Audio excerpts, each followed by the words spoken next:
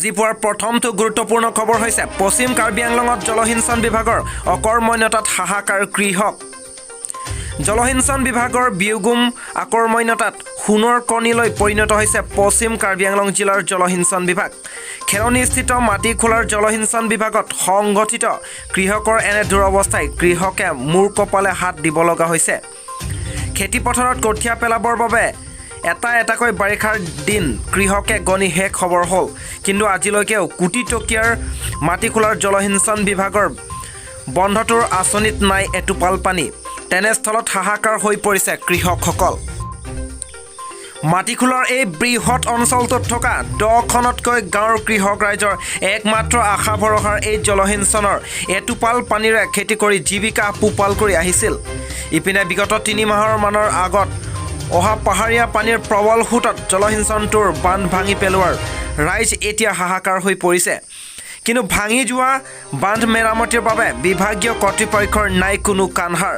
উল্লেখ্য যে কৰোনাৰ দোহাই দি মাটি খোলাৰ জলসিঞ্চন বিভাগৰ সহকাৰী কাৰ্যবাহী অভিযন্তা নিকঞ্জন দাস আৰু কনিষ্ঠ অভিযন্তা শমীন আহমেদৰ অৱহেলা আৰু অকৰ্মণ্যৰ বাবে বৃহৎ গাঁওবাসীৰ মাটিডৰা যে চন পৰি ৰাইজ জীয়াটো ভুগিব লাগিব, সেয়া এক প্ৰকাৰে নিশ্চিত হৈ পৰিব।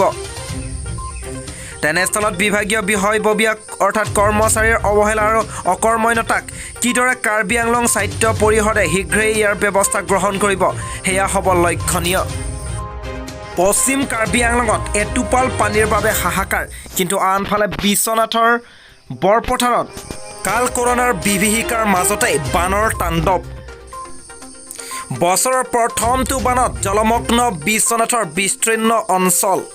ডিৰিং নদীৰ বাঢ়নি পানীয়ে বুঢ়ালে বৰপথাৰ অঞ্চলৰ শতাধিক ঘৰ। বিগত কেইবাদিন ধৰি হোৱা নেৰানেপেৰা বৰষুণৰ ফলত এনেদৰে বাঢ়িছে ডিৰিং নদীৰ জলস্তৰ, যাৰ বাবে এতিয়া বানৰ কবলত পৰিছে জিলাখনৰ বৰপথাৰ অঞ্চল। নিশাৰ ভিতৰতে বানপানীয়ে বুঢ়াই পেলাইছে 1 নং আৰু 4 নং বৰপথাৰ শতাধিক ঘৰ। বানে উটুৱাই নিছে কমাৰজান বালিচাং মাজুলীগড় আৰু দলংগুৰি সংযোগী পথটো। ইফালে অঞ্চলটোৰ ৰাইজে টালি টোপোলা বান্ধি নিৰাপদ স্থানলৈ ঢাপলি মেলিছে। কৰোনাৰ সংকট আৰু কাৰফিউ চলি থকাৰ বাবে অত্যাৱশ্যকীয় সামগ্ৰীৰ অভাৱতো ভুগিছে বানাক্ৰান্ত লোকসকল। বহুত জটিল আমাৰ অসুবিধা হৈ আছে।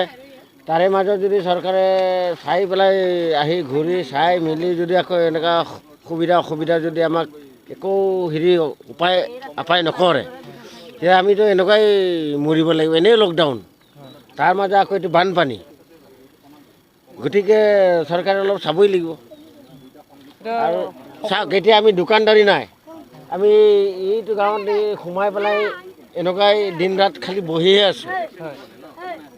বহিয়ে আছোঁ। কাম কাজ একো নাই, কাম কাজ কৰিলেহে পইচা পাম। এতিয়া ঘৰত দালি এক মুঠা নাই, চাউল নাই কৰি খোৱা মানুহ আমি। তাতে বানপানী, তাৰপিছত দোকান 12টাৰ বা 2টাৰ পৰা 11টাৰ পৰা বন্ধেই।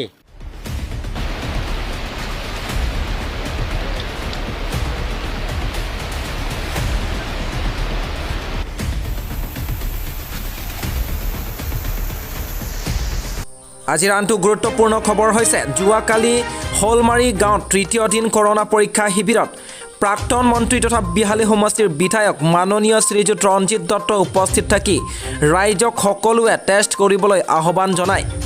অনুষ্ঠানত লাট গাঁওবুঢ়া ৰামনাথ তেৰণৰ লগতে বিশ্বনাথ জিলাৰ চাহ জনজাতি ছাত্ৰ সন্থাৰ উপ সভাপতি বাবুল গোৱালা আৰু গাঁওৰক্ষী বাহিনীৰ সম্পাদক শ্ৰী ডম্বৰু চেত্ৰীয়ে মেডিকেল টীমৰ লগত থাকি সম্পূৰ্ণ সহযোগ কৰে।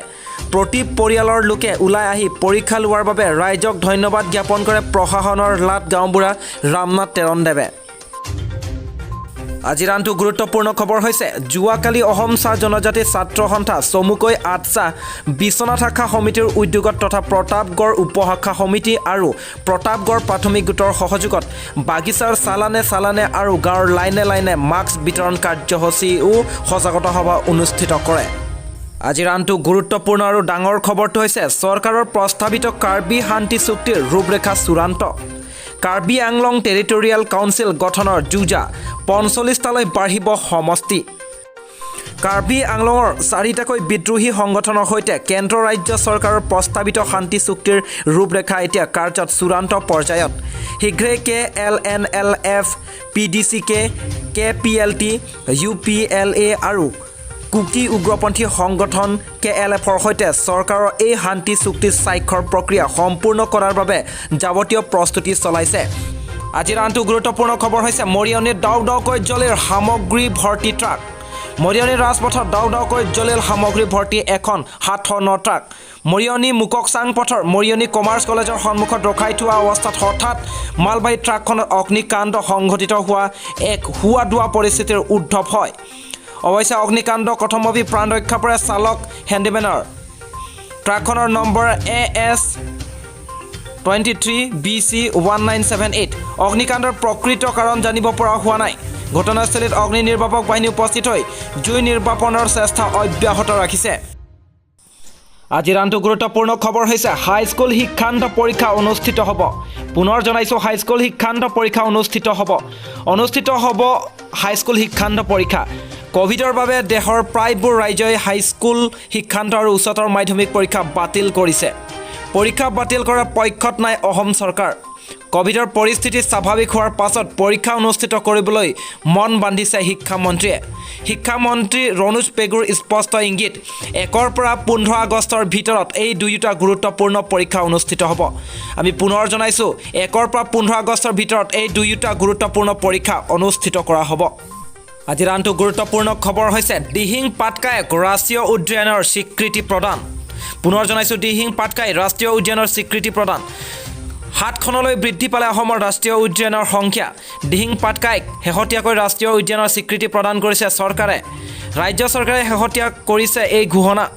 উল্লেখ্য যে ইয়াৰ পূৰ্বৰ ৰাইমনাক ৰাষ্ট্ৰীয় উদ্যানৰ স্বীকৃতি প্ৰদান কৰিছিল ৰাজ্য চৰকাৰে। বিশ্ব পৰিৱেশ দিৱসৰ দিনা ৰাইমাক এই স্বীকৃতি প্ৰদান কৰা হৈছিল।